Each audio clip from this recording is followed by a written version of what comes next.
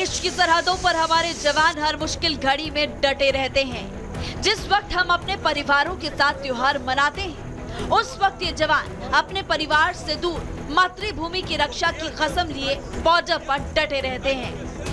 इन जवानों का हौसला बढ़ाने में केंद्र सरकार अपनी तरफ से कोई कसर नहीं छोड़ना चाहती। कल रक्षा मंत्री राजनाथ सिंह ने तवांग में जवानों के साथ दिवाली मनाने के लिए उड़ान भरी थी, लेकिन मौसम खराब होने की वजह से उन्हें तेजपुर में ही लैंड करना पड़ा। लेकिन देश के जवानों के साथ दिवाली मनाने का जज्बा उन्हें तेजपुर में सेना के कैंप तक ले गया। सेना के जवानों के बीच पहुंचे रक्षा मंत्री राजनाथ सिंह ने जवानों से मुलाकात की, उनसे बात की और जवानों के योगदान पर आभार जताया।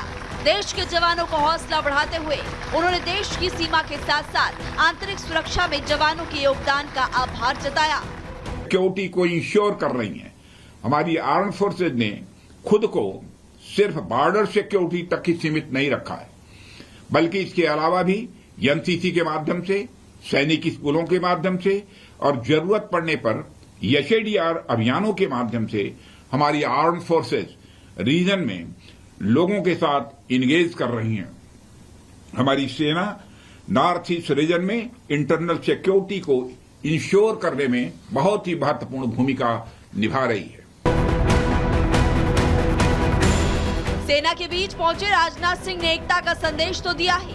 एक समय ऐसा भी था जब चालबाज चीन नॉर्थ ईस्ट पर बुरी नजर गड़ाए बैठा था।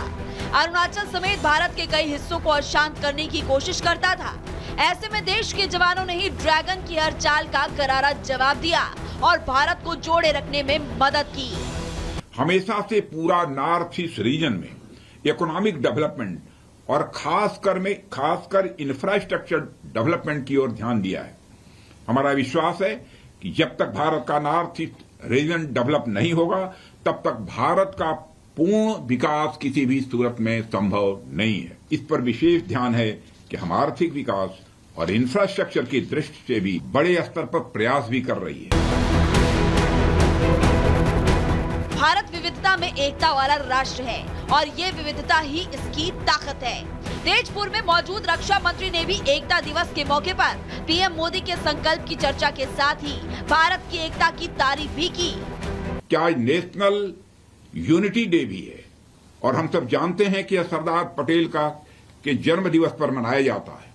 साथियों, पूरी दुनिया में जब भी भारत का नाम लिया जाता है तो भारत के नाम के साथ साथ यह भी जोड़ा जाता है कि यह देश विविधता में एकता का उदाहरण है।